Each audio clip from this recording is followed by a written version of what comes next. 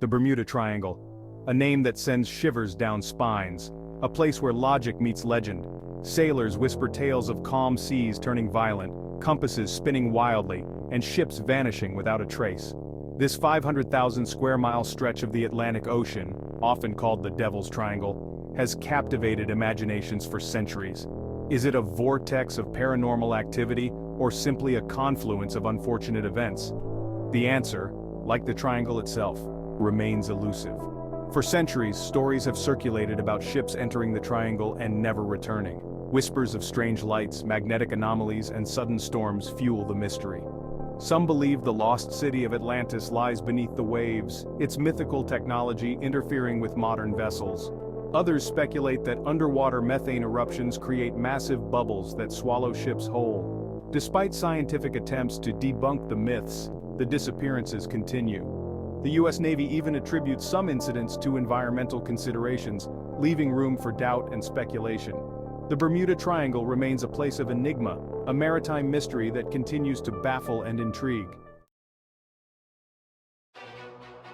The cargo ship set sail from Miami on a routine voyage to Bermuda.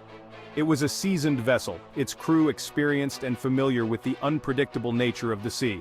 Captain Mark Evans, a man who had weathered countless storms, steered the ship with confidence. Little did they know, their journey would lead them straight into the heart of the legend. The was a workhorse, built to withstand the rigors of transatlantic travel. Its steel hull had faced down many a storm, its powerful engines a testament to human ingenuity. The crew, a mix of seasoned sailors and fresh-faced recruits, were bound together by the camaraderie of the sea. They joked, shared stories, and faced the vastness of the ocean as one. The first 2 days of the journey were uneventful. The sun shone, the sea was calm, and the sliced through the water with ease. But as they entered the area known as the Bermuda Triangle, the atmosphere shifted. A strange stillness descended, the air thick with anticipation.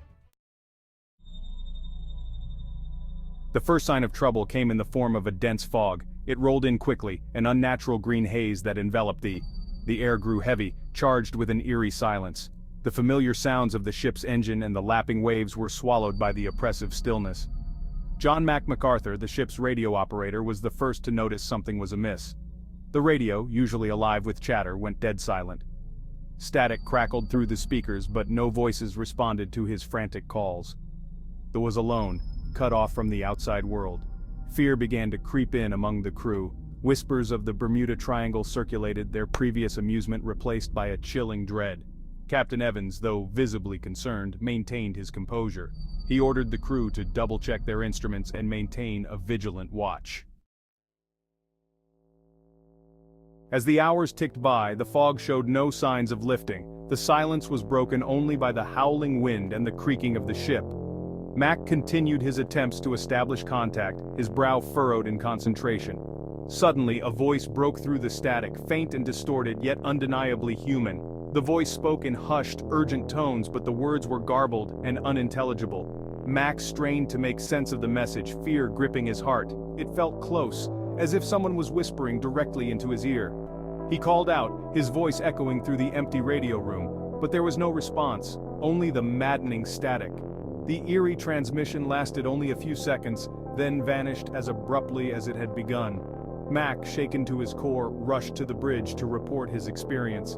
The crew gathered, their faces etched with worry and disbelief. What had they stumbled upon in this watery abyss? Section 5. The Vanishing Act. As night fell, the fog intensified, becoming almost tangible. The air crackled with static electricity, making the hairs on their arms stand on end. Then, without warning, the lurched violently. The engine sputtered and died, plunging them into darkness.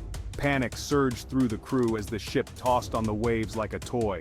Captain Evans barked orders, his voice barely audible above the roar of the wind. He fought to regain control, but it was no use. Something was pulling them, dragging them down into the depths. Then, as quickly as it began, the turbulence ceased. The fog thinned, revealing a star-filled sky. The sea stretched out before them, eerily calm and undisturbed.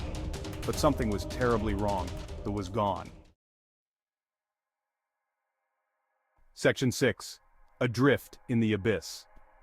7 souls clung to a life raft, bobbing precariously in the vast emptiness of the Atlantic. They were the remnants of the S crew, the sole survivors of whatever fate had befallen their ship.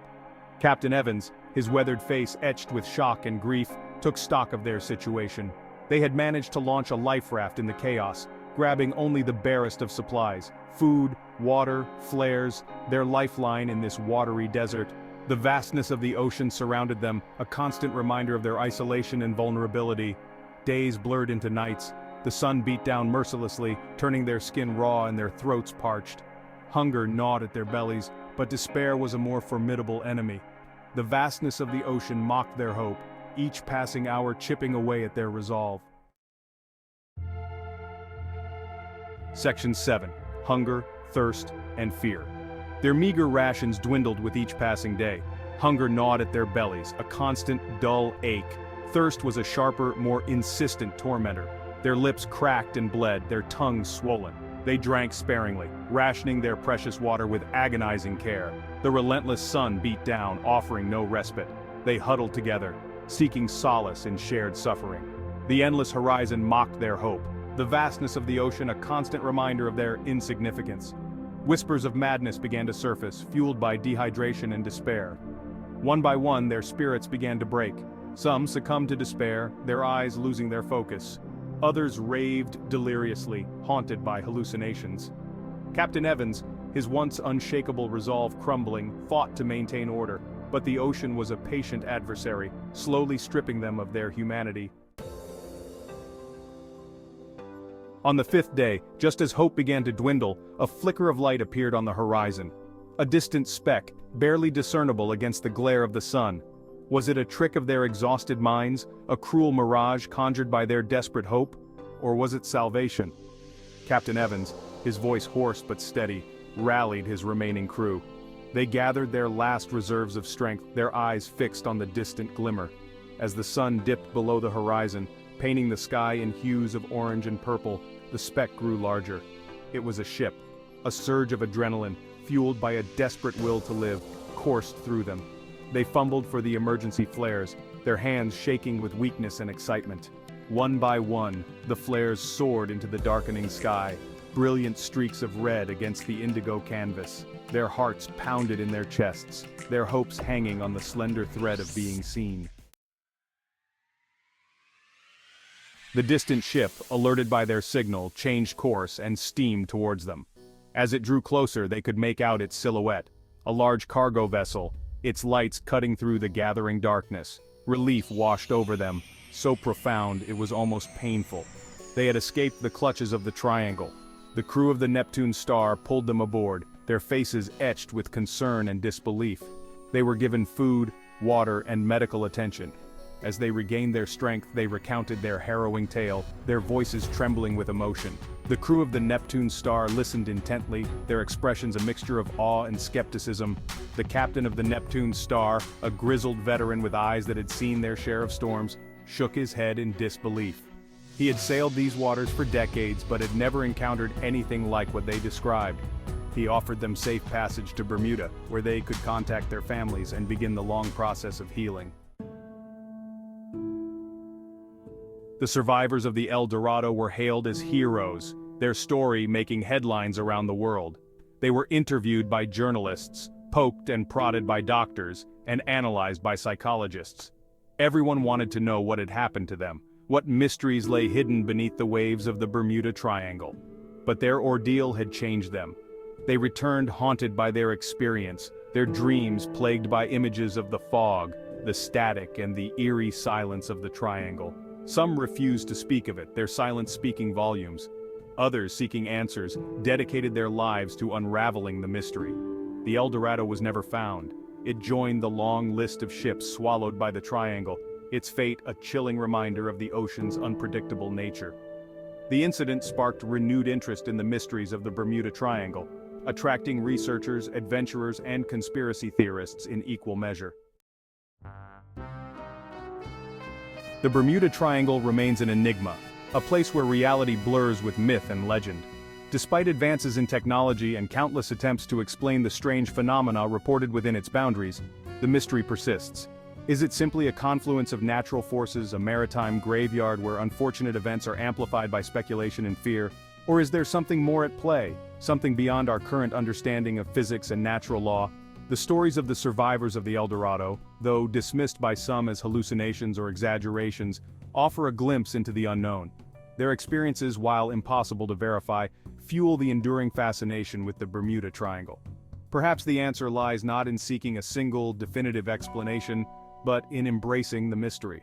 The Bermuda Triangle, with its tales of vanished ships, unexplained phenomena, and human resilience, reminds us of the vastness and power of the natural world and the limits of our understanding. It is a place that continues to captivate the imagination, reminding us that there are still mysteries in this world that science cannot fully explain.